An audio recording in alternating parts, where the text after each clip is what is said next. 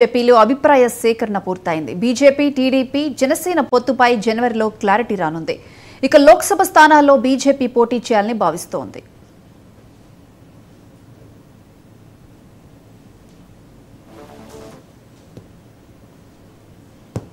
విజయవాడ నుంచి సుజనా చౌదరి, విశాఖ నుంచి పురంధేశ్వరి, రాజమండ్రి నుంచి జీవీఎల్ నరసింహారావు, రాజంపేట నుంచి కిరణ్ కుమార్ రెడ్డి, అనంతపురం నుంచి సత్యకుమార్, కర్నూలు లోక్సభ స్థానం నుంచి టీజీ వెంకటేష్, తిరుపతి నుంచి రత్నప్రభను బరిలోకి దించాలని బీజేపీ భావిస్తోంది.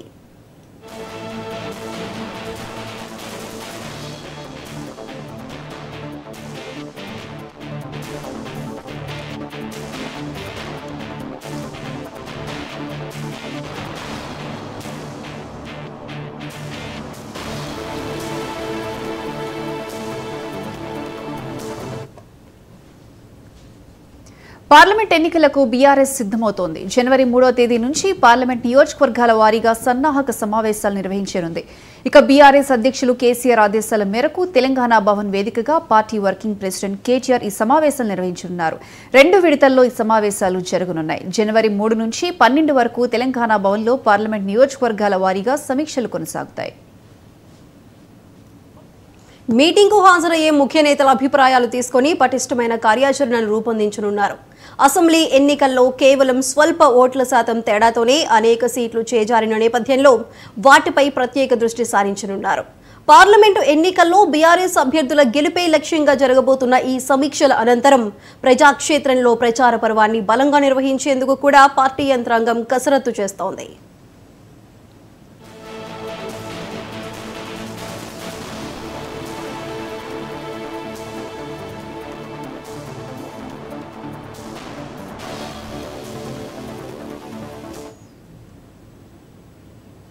కాకినాడలో 2వ రోజు పవన్ కళ్యాణ్ పార్టీ నేతలతో సమావేశం నిర్వహించారు. కాకినాడ నుంచి పోటీ చేయాలని పార్టీ నేతలు పవన్ ను కోరారు. ద్వారంపూడి సవాల్ను స్వీకరించి పోటీ చేస్తే పార్టీకి మైలేజ్ కూడా ఉంటుందని నేతలు భావించారు. పలు అంశాలపై నేతలతో పవన్ చర్చించారు. పవన్ పోటీ చేస్తే ఆ ప్రభావం పార్లమెంట్ మీద కూడా ఉంటుందని నేతలు అంచనా వేస్తున్నారు.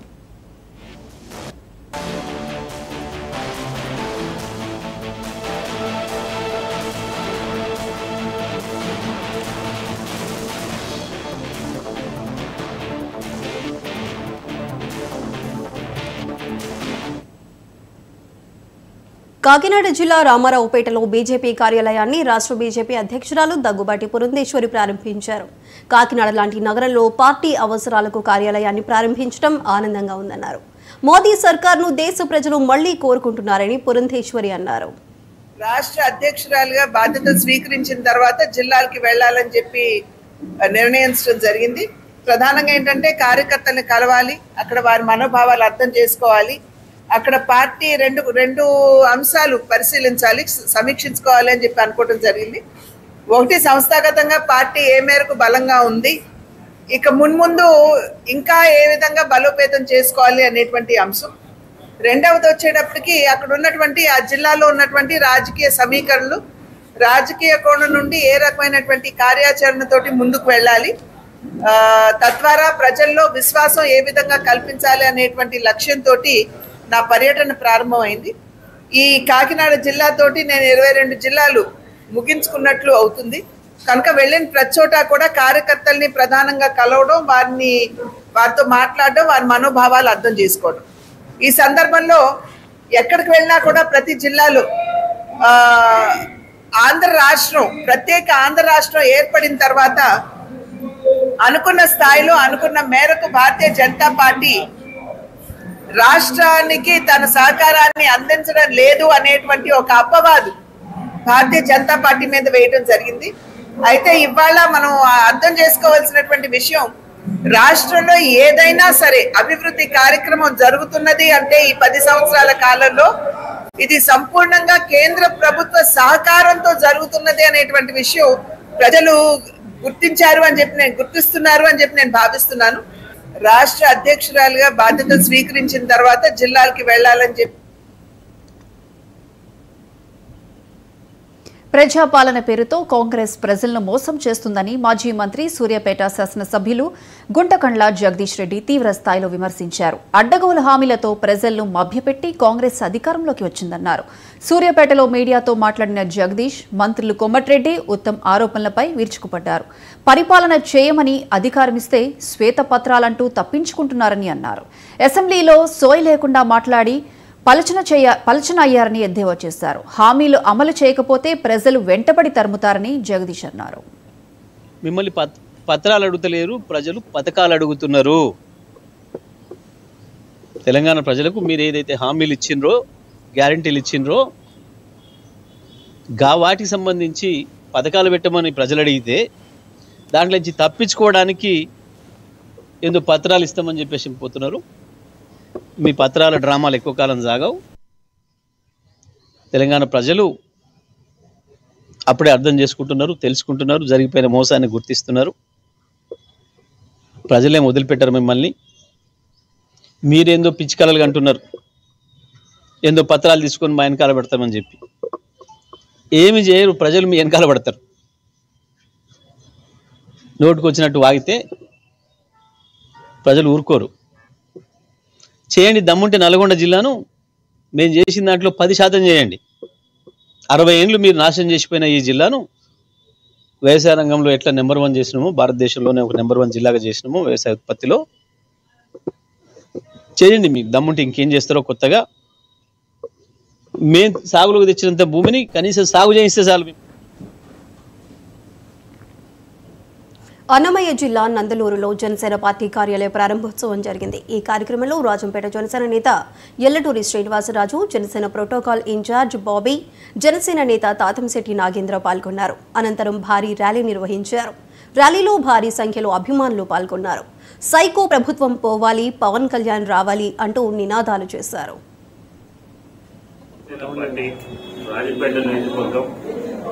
నందలూరు మండలంలో నూతన కార్యాలయానికి విచ్చేసిన రాష్ట్ర ప్రోటోకాల్ చైర్మన్ గారికి మరియు బాబీ గారికి, తర్వాత తాతశెట్టి నాగేంద్ర సెక్రటరీ గారికి, ఇక్కడికి విచ్చేసిన జనసేన నాయకులకు, జన సైనికులకు, వీర మహిళలకి నా ప్రత్యేక ధన్యవాదాలు. ఈరోజు ఈ కార్యక్రమాన్ని ఇంత బాగా విజయవంతంగా చేసుకున్నందుకు నేను చాలా ఆనందంగా ఉన్నాను.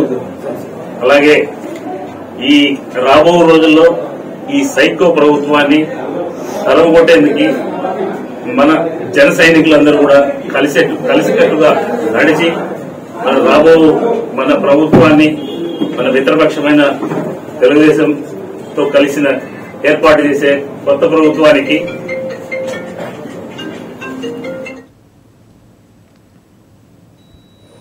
మేడిగడ్డ బ్యారేజ్ను తెలంగాణ మంత్రులు సందర్శించారు. అంబటిపల్లిలో కుంగిన పిల్లర్ను పరిశీలించారు. అంతకుముందు మేడిగడ్డ దగ్గర పవర్ పాయింట్ ప్రెజెంటేషన్ ఇచ్చారు.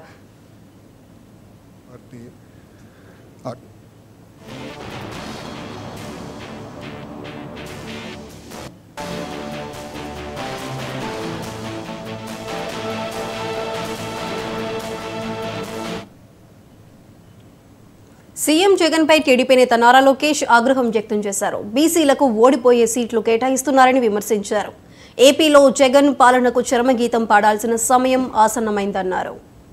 రెడ్డి గారు సో ఇప్పుడు సడన్ గా ఓడిపోతున్నామని తెలిసి లేచి ఏదో మ్యాజిక్ చేయాలని ప్రయత్నిస్తే అది ఫెయిల్ అవుతుంది. వాళ్ళ పార్టీ 2 సార్లు ఇచ్చింది కదండి. ఆలా రామకృష్ణారెడ్డి గారికి 2 సార్లు టికెట్ ఇచ్చింది కదా, 2014, 2019లో. నైతిక హక్కు వాళ్ళకి ఎక్కడుంటుందండి?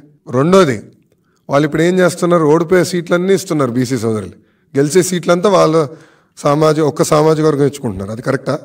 సో ఇప్పుడు గుంటూరు వెస్ట్ ఇచ్చారు, వేవ్లో కూడా గెలవలేదు వాళ్ళు. నంబర్ 1 మంగళగిరి 2 సార్లు గెలిచారు. ఈసారి గ్యారంటీగా వైకాపా పార్టీ ఓడిపోతాం ఖాయం. అది తెలిసే ముందలు తప్పించారు. దానికన్నా ఏం చేశారు చెప్పండి? కడప ఎంపీ ఇవ్వమనండి, బీసీలకి కడప ఎంపీ ఇవ్వమనండి. ఎవరు ఇవ్వద్దంటున్నారు? గెలిచే సీటు కదా, గ్యారంటీ గన్ షాట్ సీట్ కదా, సొంత బంధువు కాదని ఇవ్వమనండి, అప్పుడు ఒప్పుకుంటా. ఓకే, గెలిచే సీటు ఉంది కదా పులివెందల, అది ఇవ్వమనండి. అరే ఓడిపోయే సీట్లు బీసీ సోదరులకి ఇచ్చి మేదో న్యాయం చేస్తున్నాం, పొడిచేస్తున్నాం అంటే ఎవరు నమ్ముతారు స్వామి? ఇక్కడ అడుగుతున్నా, ఎవరు నమ్ముతారు?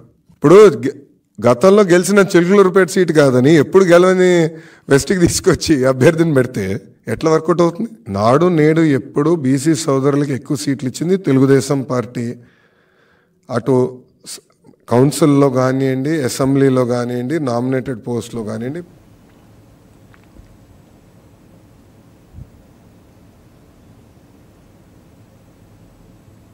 కాళేశ్వరం ప్రాజెక్టులో భాగంగా నిర్మించిన మేడిగడ్డ బ్యారేజీని 5 మంత్రుల బృందం పరిశీలించింది. మంత్రులు ఉత్తమ్ కుమార్ రెడ్డి, శ్రీధర్ బాబు, పొన్నం ప్రభాకర్, పొంగులేటి శ్రీనివాసరెడ్డి, కోమటిరెడ్డి బ్యారేజీకి వెళ్లారు.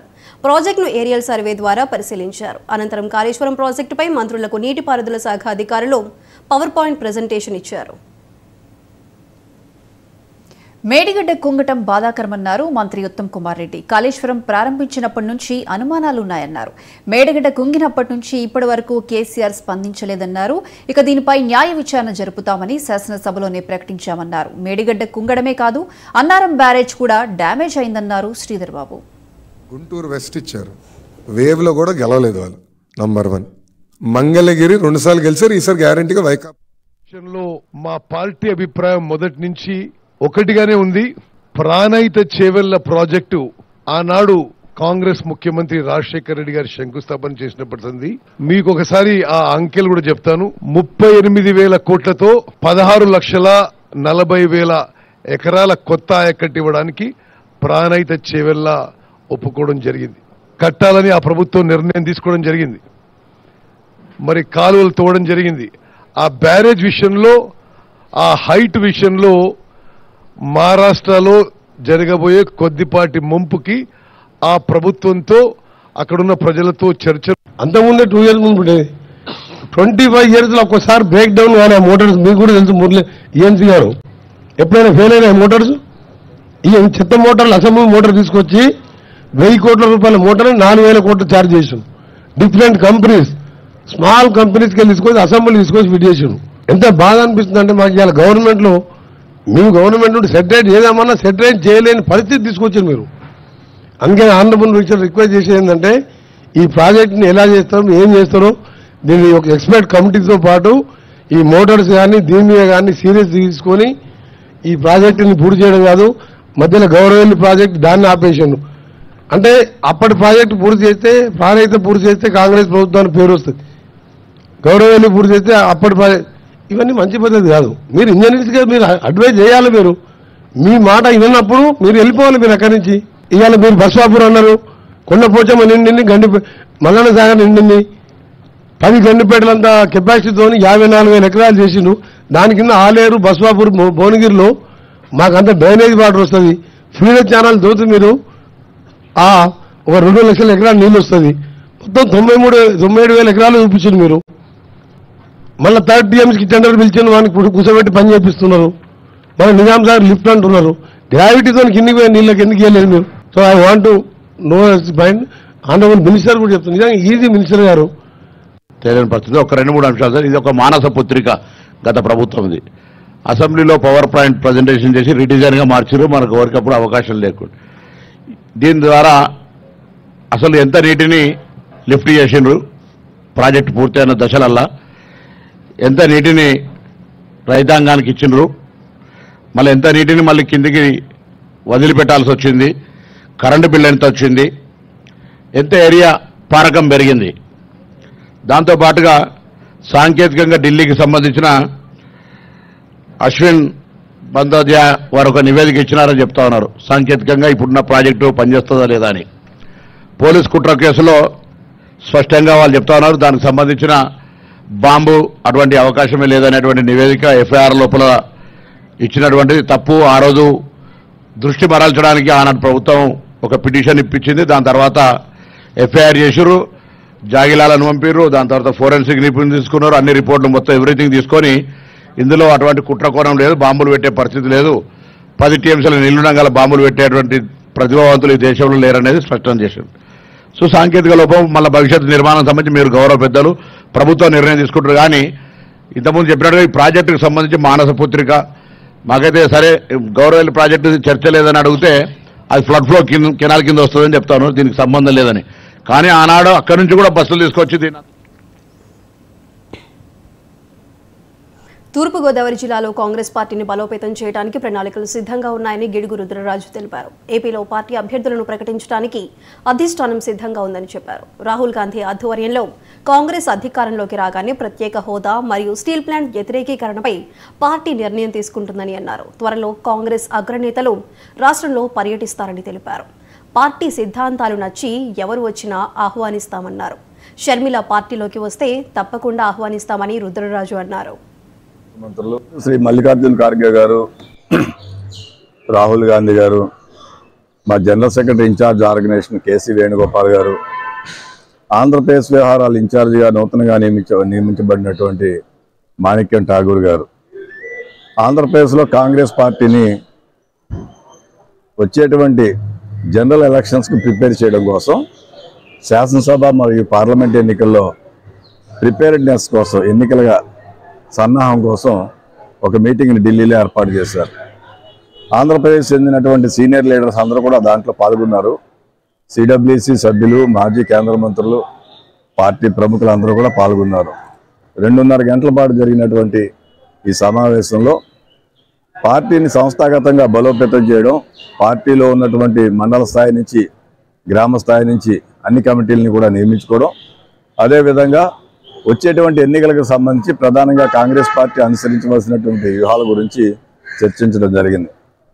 ప్రధానంగా ఈ రాష్ట్రంలో విభజన తర్వాత 2 పర్యాయాలు ప్రాంతీయ పార్టీలు అధికారంలోకి వచ్చాయి. చంద్రబాబు నాయుడు గారు ఒక పర్యాయం వచ్చారు, ఇప్పుడు జగన్మోహన్ రెడ్డి వచ్చారు. 2 పర్యాయాల్లో ప్రజలకు జరిగినటువంటిది ఏమీ లేదు, శూన్యము. సో కేంద్రంలో భారతీయ జనతా పార్టీతో అంటకాగుతున్నటువంటి ఈ 2 రాజకీయ పార్టీలు కూడా ఈ రాష్ట్రానికి చేసింది ఏమీ లేదు అనేటువంటిది కాంగ్రెస్ పార్టీ భావిస్తోంది. రాహుల్ గాంధీ గారు చెప్పారు, తప్పనిసరిగా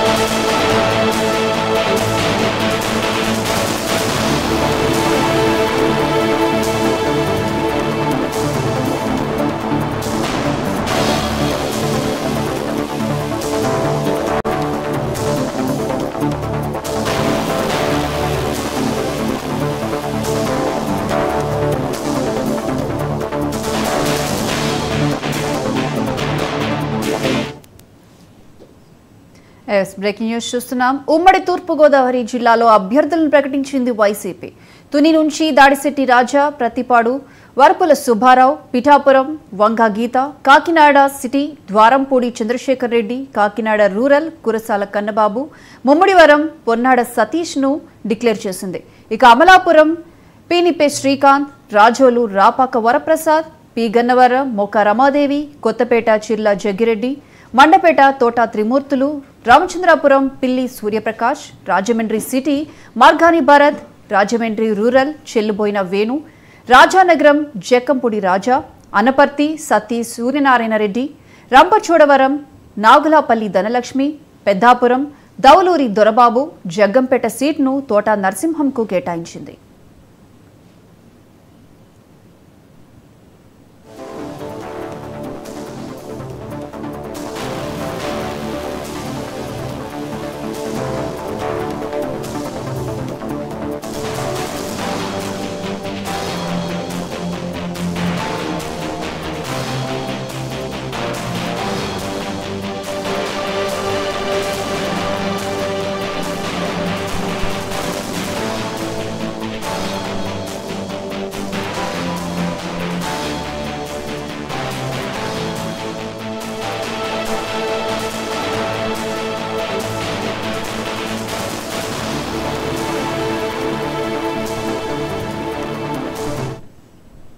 ఉమ్మడి తూర్పుగోదావరి జిల్లాలో అభ్యర్థులను ప్రకటించింది వైసీపీ. ఇక దీనికి సంబంధించి మరిన్ని లేటెస్ట్ అప్డేట్స్ మా ఎడిటర్ వర్మ ఫోన్ లైన్లో అందిస్తారు. వర్మ,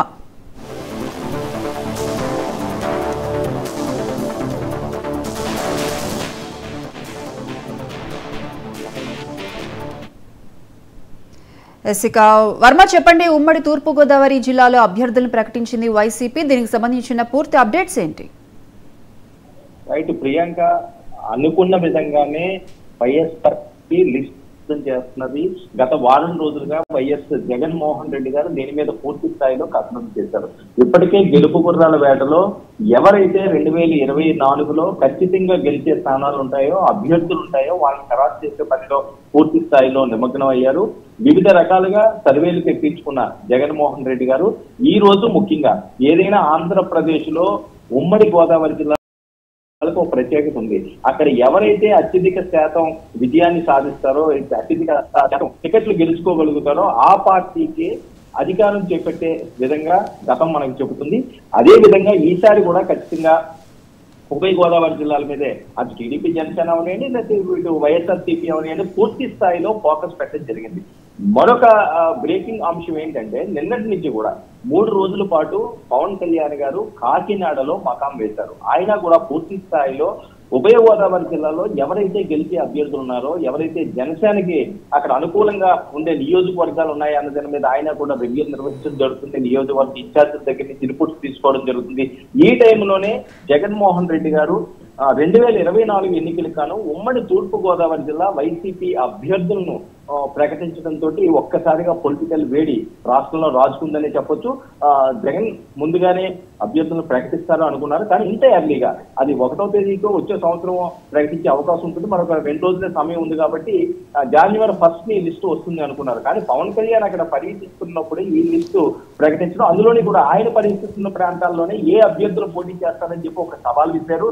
ఈ రోజు కూడా మనం చూడొచ్చు, మధ్యాహ్నం జగన్మోహన్ రెడ్డి గారు పవన్ కళ్యాణ్ ని టార్గెట్ చేసుకుంటా డైరెక్ట్ హిట్ చేసిన నేపథ్యం. సో దీంతో ఒక సవాల్ విసిరినట్టుగానే మనం భావించవచ్చు. జగన్మోహన్ రెడ్డి గారు చంద్రబాబు నాయుడు గారికి కానివ్వండి, పవన్ కళ్యాణ్ గారికి కానివ్వండి, దీని సవాళ్ళు ఏ రకంగా స్వీకరిస్తారో, మరి వీళ్ళు వాళ్ళకి ప్రత్యర్థులుగా ఎలాంటి అభ్యర్థులు పెడతారా అన్నది మీరు చూడాల్సింది.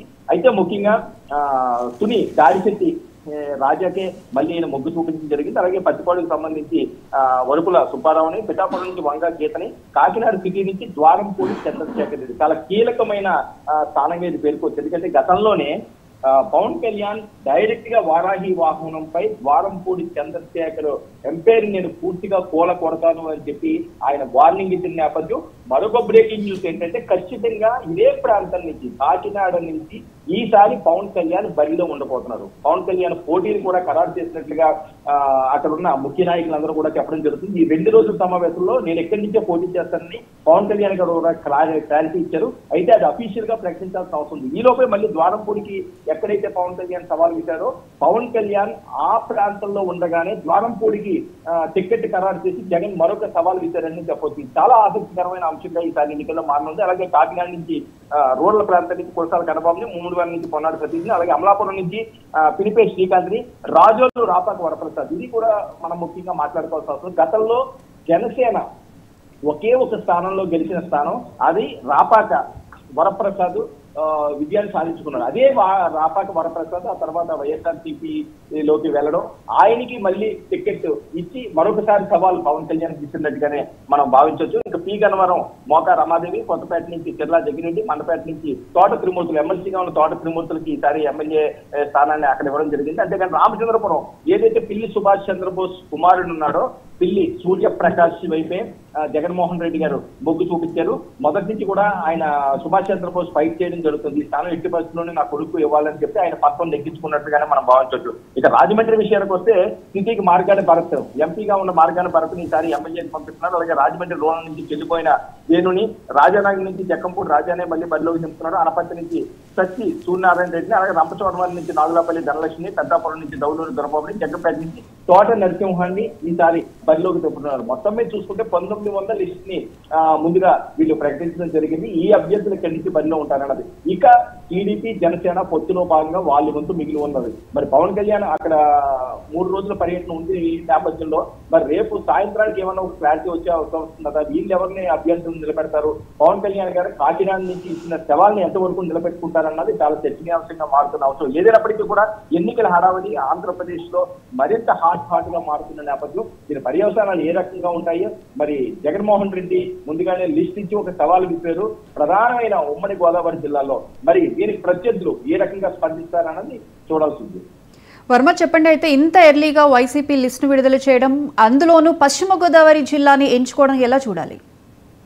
అంటే ఒక పశ్చిమ గోదావరి జిల్లాయే కాదు, ఉభయ గోదావరి జిల్లాలు అంటారు. ఇవి తూర్పు గోదావరి పశ్చిమ గోదావరి రెండు కలిపి ఉన్నాయి కాబట్టి ఉభయ గోదావరి జిల్లాలు మాత్రమే ఈ రోజు ప్రకటించడం జరిగింది. పశ్చిమ గోదావరి జిల్లాల కంటే తూర్పు గోదావరి జిల్లా సభ్యుల్ని ఎక్కువగా ఇప్పుడు ప్రకటించిన లిస్ట్ లో ఉన్నది. ఇంకా పూర్తి స్థాయిలో ప్రకటించాల్సిన అవసరం ఉంది. ఏ పార్టీ అయినా ప్రియాంక అధికారంలో ఉన్న పార్టీ ఎవరైతే అక్కడ గెలిచే వాళ్ళు ఉంటారన్నది పూర్తి సర్వేలన్నీ కూడా వాళ్ళకి ఒక అవగాహన ఉంటుంది, వాళ్ళకి ఒక క్లారిటీ ఉంటుంది. ప్రతిపక్షాలు ఆచితూచి అడుగులు వేస్తాయి, కానీ అధికార పక్షానికి ఖచ్చితంగా ఒక కాన్ఫిడెన్స్ అంటూ ఉంటుంది. ఈ ప్రాంతాల్లో ఈ అభివృద్ధి మనం చేసామో, లేకపోతే ఇక్కడ ఓటర్లు మన వైపు పొగ్గు చూపిస్తున్నారు, ఏదైతే ఖచ్చితంగా గెలుస్తామని వాళ్ళు భావించారో వాటిని ముందుగా ప్రకటిస్తుంటారు. ఇక్కడ కూడా కేసీఆర్ గారు ముందుగానే అభ్యర్థుల లిస్ట్ ను ప్రకటించడం జరిగింది. ప్రతిపక్షాలు వాళ్ళు ప్రకటించిన లిస్టు మీద ఎవరినైతే అక్కడ బరిలో ప్రత్యర్థిగా నింపితే సక్సెస్ అవుతాము అన్న దాని మీద వాళ్ళ ఛాన్స్ తీసుకుంటారు. కానీ అధికార పార్టీకి ఖచ్చితంగా మేమే గెలిచే స్థానాలు అని చెప్పి అధికారులు ఉన్నారు కాబట్టి వాళ్ళ దగ్గర రివ్యూస్ ఉంటాయి కాబట్టి వాళ్ళ దగ్గర పూర్తి స్థాయిలో ఆ నియోజకవర్గానికి సంబంధించి మొత్తం చిట్టా అంతా ఎప్పుడో జగన్మోహన్ రెడ్డి గారికి వచ్చినట్టుగా తెలుస్తుంది. ఈ రోజు చేసింది కాదు, ఒక సంవత్సరం నుంచి కూడా ఆయన పూర్తి స్థాయిలో దీని మీద ఫోకస్ పెట్టినట్టుగా తెలుస్తుంది. రివ్యూస్ 2-3 సార్లు పరిశీలించిన తర్వాత ఏ అభ్యర్థులు అయితే బాగుంటాయి అన్న దాని మీద ఆయన ఒక క్లారిటీకి రావడం జరిగింది. ఈ రోజు భీమవరంలో కూడా ఆయన ప్రకటించిన సందర్భాన్ని అయితే మనం చూసాము. పశ్చిమ గోదావరి జిల్లాలో ఆయన ప్రకటన చేస్తూ ఉభయ గోదావరి జిల్లాలకు సంబంధించి లిస్ట్ ఈయన సిద్ధం చేయడం జరిగింది. అయితే జనవరి 10కి పూర్తి స్థాయిలో మిగతా ప్రాంతాల్లో కూడా అభ్యర్థుల్ని ఆయన ఖరారు చేసి ప్రతిపక్షాలకు మాత్రం ఒక సవాల్ విసురుతైతే ప్రతిపక్షాల ముందున్న ప్రశ్న ఏంటంటే ఇప్పుడు తెలుగుదేశం పార్టీ జనసేన కలిసి వెళ్తాము అన్నారు. జనసేనకి ఎన్ని టికెట్లు ఇస్తాయన్నది ఇంకా క్లారిటీ లేదు. మరొక వైపు ఈ రోజు అందుతున్న మనకి బ్రేకింగ్ న్యూస్ ఏంటంటే బీజేపీ కూడా వీళ్ళతో వెళ్ళడానికి సుముఖంగా ఉన్నట్లుగా తెలుస్తున్నది. అదే జరిగినట్లయితే ఎవరికి ఎన్ని సీట్లు ఏ ప్రాంతం నుంచి ఏ నియోజకవర్గం నుంచి వాళ్ళు బరిలోకి దిగుతారు అన్న దాని మీద కాస్త సమయం వీళ్ళు తీసుకునే అవకాశం ఉంటుంది. అంటే సంక్రాంతికి ముందు కానీ వీళ్ళు ప్రకటించే అవకాశం లేదు. ఈలోపే జగన్మోహన్ రెడ్డి పూర్తి స్థాయిలో 175 నియోజకవర్గాలకి సంబంధించి లిస్ట్ అయితే సిద్ధం చేస్తారు. ఖచ్చితంగా అది ప్రకటించే అవకాశం ఉంటుంది. 175 ప్రకటించకపోయినా 100 స్థానాలకు పైగా ప్రకటిస్తారు. దానికి సంబంధించిన కసరత్తు అంతా కూడా ఆల్రెడీ సీఎం చేసే ఉంచారు అని చెప్పి వైసీపీ నేతలు చెప్తున్న నేపథ్యం. Right Varma, thank you.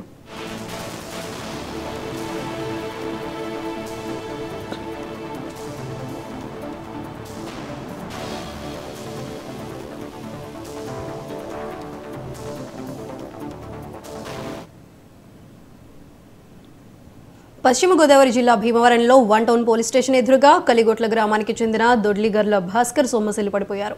సీఎంను కలవడానికి వెళ్తున్న నన్ను అక్రమంగా అరెస్ట్ చేసి ఎందుకు తీసుకువచ్చారంటూ వాపోయారు. సీఎంకు నా బాధ చెప్పుకోవాలని, ఇది నా చివరి అవకాశం, లేదంటే నాకు ఉద్యోగం రాదంటూ ఆవేదన వ్యక్తం చేశారు. పోలీస్ స్టేషన్ గేటుకు తల కొట్టుకోవడంతో సొమ్మసిల్లి భాస్కర్ పడిపోయారు.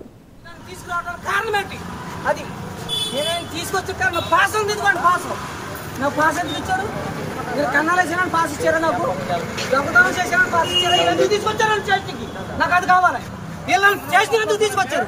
నేను మాట్లాడాను అక్కడ, నన్ను జైలుకు తీసుకురావాలి. ఏం చేశానన్నా, మీ విలేకరులు అందరూ ఎదురుకొని చెప్తున్నాను, పార్టీకి సేవ చేసినందుకు నన్ను తీసుకొచ్చి పోలీస్ స్టేషన్లో పెడతారా?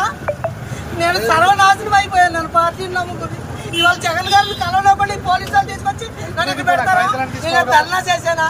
నేను ఎవరన్నా ఏమన్నా అన్నానా? నన్ను ఎందుకు తీసుకురావాలి అక్కడికి? ఏం తప్పు చేశానని? నా కాగితాలు ఇచ్చి నాకు ఉద్యోగం ఇప్పుడు రప్తే రాదు. ఇస్తారు ఈ పోలీసులు నాకు ఉద్యోగం ఇస్తారా? నేను 20 సంవత్సరాల నుంచి వెయిటింగ్ చేస్తాను ఉద్యోగం కోసం. నేను కష్టపడి చెప్పాను వాళ్ళకి, అప్పుడు మీరు దండ పెడతారా ఎవరైనా తీసుకెళ్ళక? జగన్ గారికి చెప్పుకుంటాను నాకు కూడా అని చెప్పి ఇది కూడా పాస్ ఇచ్చిన పోలీసులు, ఈ పాస్ ఇచ్చిన పోలీసులు అల్లరు నాయకులందరూ ఎల్లు భాస్కర్ వాళ్ళు ఇచ్చారు. నాకు నేను 13 సంవత్సరాలు ఇచ్చిన పార్టీ పెట్లు కానీ చల్లాలంటే ఉద్యోగం ఏదో చెప్పుకున్నాను. ఇప్పుడు సంస్థ నాకు ఉద్యోగం రాలే ఖాళీ